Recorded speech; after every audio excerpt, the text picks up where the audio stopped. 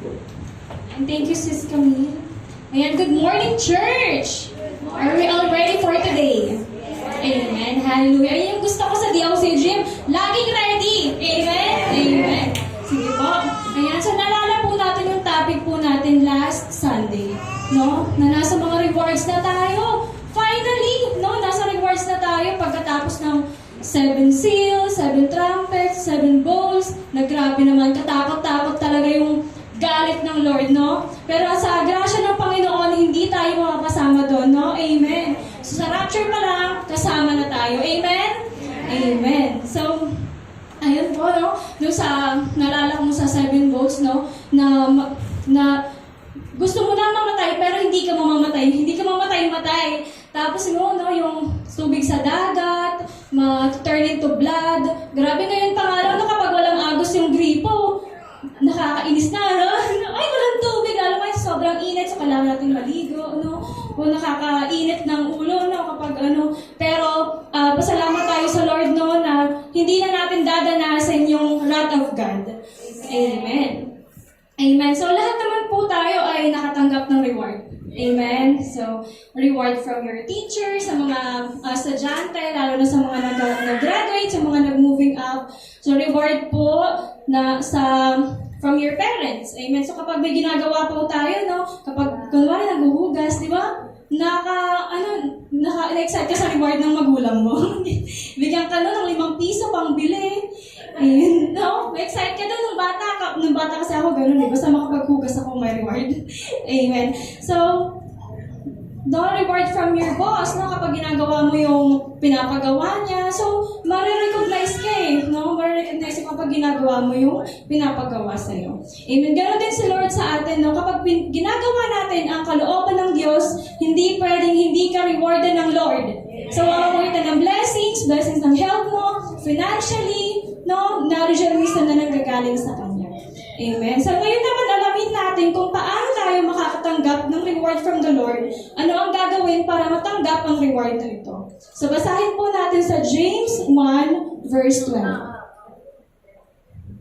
Sabi po dito, mapalad ang taong nanatiling tapat sa kabila ng mga pagsubok, sapagkat matapos siyang subukin, tatanggap siya ng gantimpala ng buhay na ipinangako ng Panginoon sa mga umiibig sa Kanya.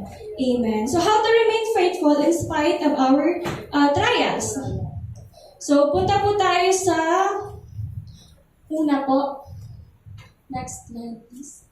Ayan. So, sabi po dito sa Psalms 119, verse 105, your word, sa Tagalog, salita mo isang tanglaw sa akin ay patnubay. Sa landas kong daraanan, iliwanag na tumatanglaw.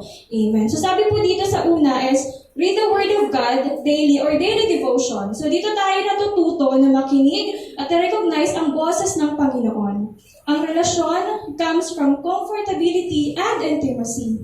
By spending time in the Bible daily, we are growing in our intimacy with God.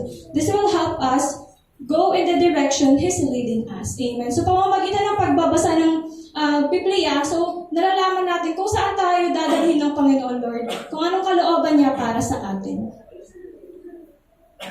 Amen. So, ganun din po dito, no? Naalala ko dito sa Isakar, nung pinapagbulay-bulayat ko nung inahanda ko yung devotion. No, nasa pamamagitan ng si Isar kasi takot siya sa taho. Lahat ng dumadaan ng yung mga naglalako, taho, balot, ano pa mang naglalako dyan, takot siya. Pero kumakain siyang taho. No? Takot lang siya dun sa boses, yung sumisigaw. So kapag tinatry namin siya na gayahin yung taho, hindi siya natakot kasi kilala niya yung boses. Natatakot siya kasi hindi naman niya kilala yung boses. So, ganoon din tayo sa Lord. So, kapag kilala natin ang boses ng Panginoong Lord, hindi tayo maging komportable sa boses na yon. No? Nasusundan natin yung boses ng Lord. No? Maging ganoon din tayo, no? Na kapag hindi natin kilala yung sumisigaw or yung mga bumubulong sa atin, tumakbo tayo dun sa comfort zone natin. Sino ba yung comfort zone natin? Si Lord. Amen. So, punta po tayo sa pangalawa.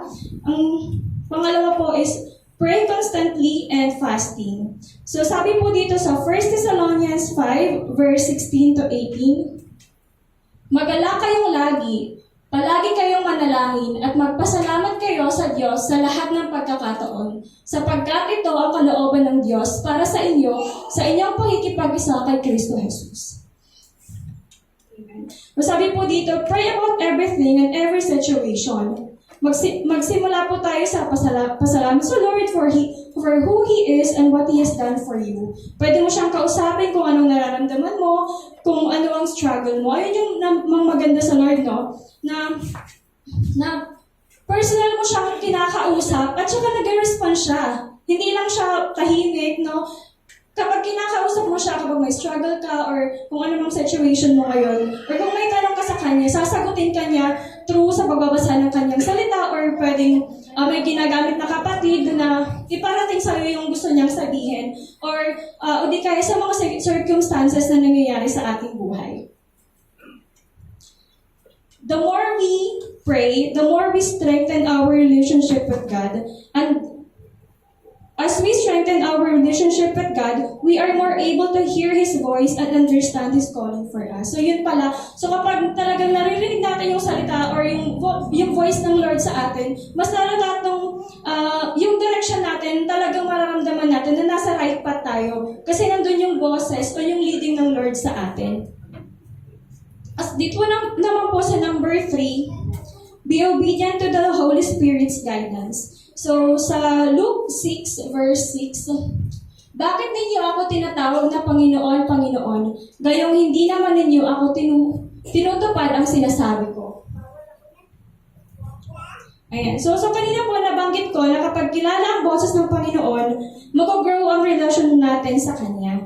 Ngayon naman, mag-grow ang faith natin sa Kanya. So, maging obedience lamang po tayo sa Holy Spirit at talaga namang mapupunta ka sa tamang daan para sa iyo. Doon sa race na tinahatahan mo. Sabi po dito na, so don't only obey the Holy Spirit's guidance and trust Him to lead the way. And when we trust Him, it's easier for us to obey. So, oo naman po, no, na kapag talagang kilala natin ng Panginoon, talagang may relasyon tayo sa Kanya at talagang may trust tayo, pagtitiwala tayo sa Kanya, napaka-imposible naman po na hindi tayo sumunod. Imposible naman na sa katulad po ng relasyon, no, sa mag-asawa, ganyan. Kung hindi mo naman talaga siya pinagpagkatiwalaan, hindi mo naman talaga siya susundin. Amen. So, ganun din po sa Lord. Kung hindi naman natin siya susundin, kung hindi natin siya kilala. Kaya napaka-importante po na kilalanin talaga natin ang Lord, ang Savior. Amen. So, last po is seek wise counsel and submit to others to hold accountable. So sa Proverbs 11:14, sa kakulangan ng tuntunin, ang bansa ay bumabagsak, ngunit sa payong nakararami, tagumpay ay tiyak. Amen.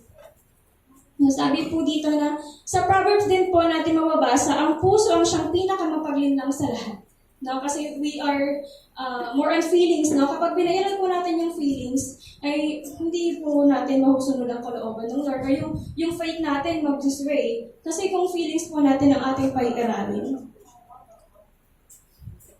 Dapat meron tayong spiritual na leader or mature Christian na nasa paligid mo at pinagkakatiwalaan na kasama mo siyang maglalakbay.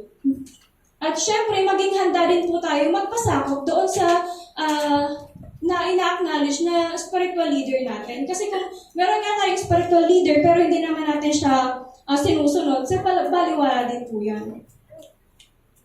Maging handang magpasakop sa pamumuno, pray for discernment in choosing a few people or at least one person who should be in your life to hold you accountable. Amen. So no matter what challenges we face, we take comfort in knowing that God has prepared incredible blessings. So naniniwala po ba tayo na God prepared incredible blessings po?